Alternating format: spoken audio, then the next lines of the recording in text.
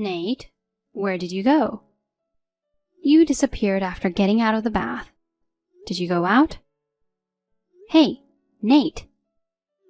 What? Where did you go in the middle of the night?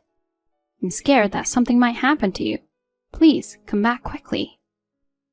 Something like what? Getting stabbed by a psycho? Huh? What did you just say? Our son Josh lost his life to a robber's attack, and you can make jokes like that? It's been just 3 days since we lost him. Whatever. Shut up. What's with that attitude? Doesn't our son crossing over bring a sense of closure for you as well? What do you mean? In simpler terms, our relationship ends as of today. Marina is really down, so I've decided to protect her with all my might. Josh's funeral is over, and I'm going to marry our son's widow. Are you cheating on me? That means you did that to Josh? You did it intentionally to be with her? No way. Did you see her crying at the funeral? Do you think that was acting? If so, she should become an actress. Right? Besides, I always go straight home after work. I don't have time for an affair. I guess. They've been married for 2 years, and I've harbored feelings for her. Even so, they didn't visit our house frequently, and we didn't have many meetings. Wait a minute. Did you secretly meet with her behind my back, did you? What's wrong with a father visiting his son's house? Josh went to the other side, and I saw an opportunity to make a move. Are you serious? She genuinely loved Josh. That's why I think as father who has similar faith with Josh can start a new life with her. Is Marina saying the same thing? At first, she flatly rejected me. No matter how much resemblance there is, she says she couldn't. Of course, a normal person would respond that way. I'm relieved that Marina is not as foolish as you are. I couldn't give up, so I continued expressing my feelings over the phone for these 3 days. I told her that I was dumping the woman in her 50s and committing myself entirely to Marina. If you're uttering such words, you're the older one, and to a 25-year-old like her, you're an old man either way. Marina would never agree to be with you. It's pathetic to have such delusions at 50, so stop it. Well. She said we could be together if you agreed to the divorce. No way. Marina accepted my love. Age doesn't matter. We love each other. No one can stop us. She's your son's wife. Don't you feel sorry for Josh? I don't care about a fool who got stabbed by a robber and died. Josh saved a child. Don't say such things. He protected customers as a bank employee. It's an honorable thing. I always hated his hypocritical attitude. What? He's been an honor student ever since. Weren't you always bragging about him being such a hardworking and outstanding son? I lied because I didn't want to be embarrassed about being jealous of our son. So deep down you've always been jealous? Even when he got a job at a famous bank or when he married a beautiful high-income wife, I can't even express how badly I wanted to punch him. He was the world's most kind and just son. Seriously, do you even realize how embarrassing and insane you sound right now? Nobody has the right to insult my son, especially now that he's gone. I always hated that about him. I'm glad he's gone now. How could you say that? Well, we will forget about that idiot and get on with our lives. Fine, do whatever you want. Good. Fill up the divorce papers now. I'll pick them up while you're at work. So you are not coming back? I left with that intention. I can't live with an old lady who doesn't understand obvious things like that. I'm going to live at my friend's house until you leave. Friend's house? Do you mean Marina's house? What? After all, aren't you two already in an intimate relationship? Josh passed away 3 days ago. Talking about divorce is too sudden. Definitely not. Marina won't even let me in her house. She says not until I break up with you. Really? I'm serious. That's why I want to leave you as soon as possible. But we have to talk about a lot of stuff, like property divisions. And there's one more thing I want to tell you about Marina. What? You're bad-mouthing her? That's not going to sway my feelings. I don't want to hear anything from a loser old lady, so... No, Josh asked me for advice a while ago. Josh was backstabbing her with you, huh? Why would he do that? Listen to me. I won't talk to trash that conspired with my foolish son to bully her. I hope you disappear now. So long, old hag, and watch your step at night. Just yesterday we were talking about living as long as our son. I can't believe that all those words were a lie. If our son, who was an earnest and capable banker, sees the situation now, I wonder what he will feel. I have no intention of staying with my husband now that he talked to me like that. But even if we divorce, there is one thing about Marina that bothers me. Just as I was about to discuss this with my husband, he did an unforgivable thing.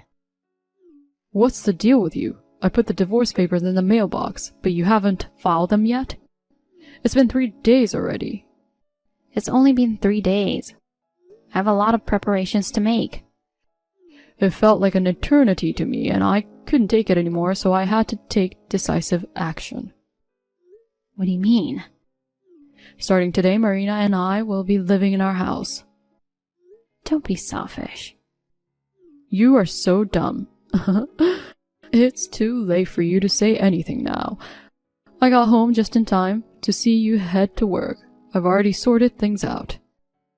You're joking, right? I've already made arrangements for the construction. I'm going to knock down your room and Josh's room to make a bigger space. Marina and I will have our own bedroom. That's impossible. What happened to our personal belongings? Don't worry, I sent them to your parents' house. Josh's belongings too? Oh, I got rid of those. It was garbage day, so... What? His old bags, stationery, and photo albums might not be worth anything if I saw them. They were all cherished mementos. Which means garbage. They're irreplaceable memories. I can't believe it. Take that crap. What about the urns? I'll take care of it if you don't. Don't tell me you threw that away too. I told you I threw everything away.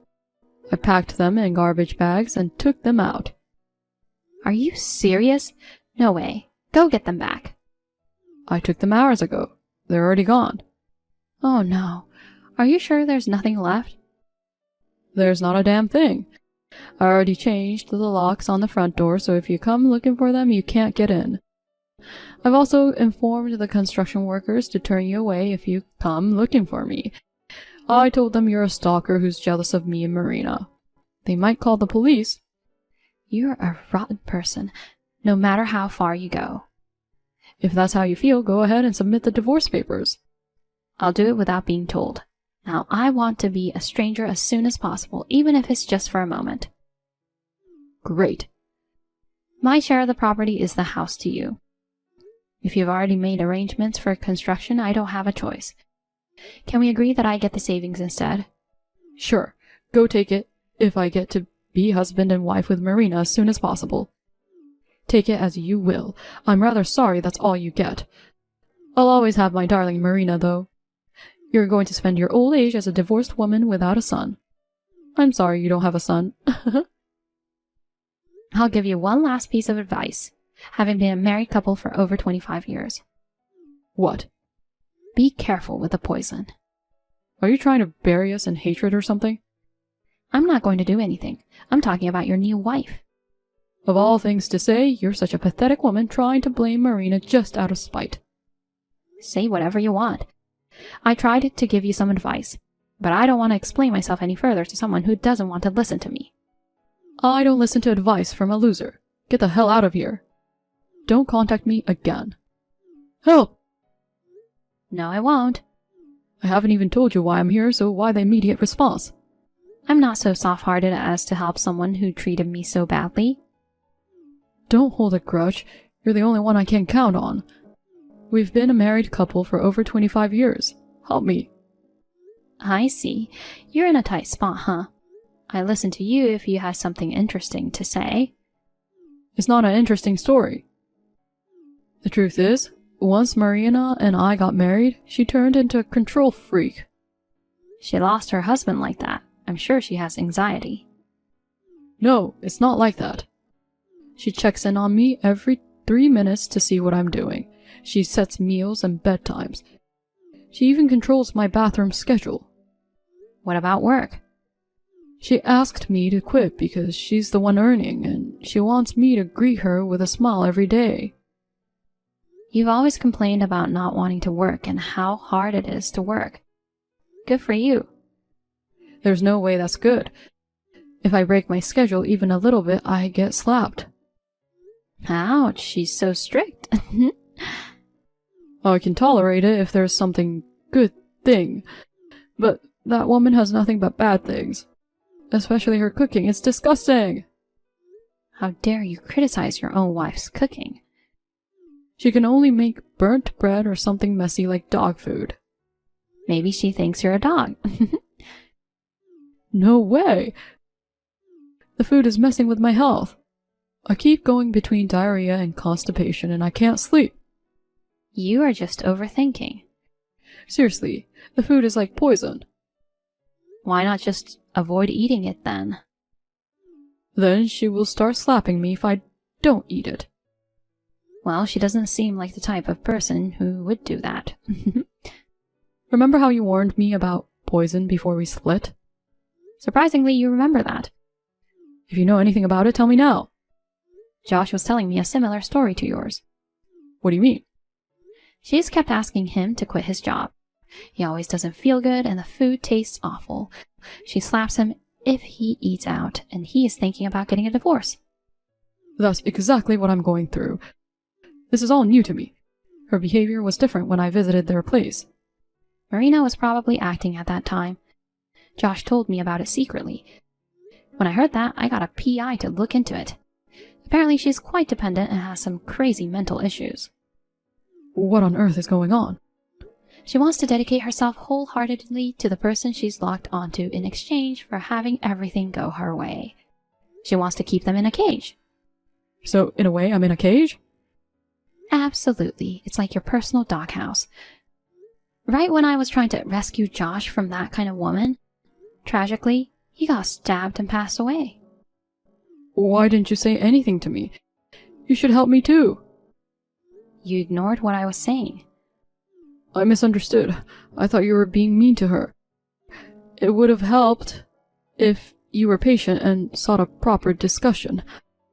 I'm blaming you for this. Can you quit blaming me for it? I can't stay here forever. Why don't you just run away? She works from home all the time. I don't have any chance to escape. She even made the bedroom bigger so she could see the whole room at a glance. It was to keep an eye on me. Even Marina has to go to the bathroom or take a bath, right?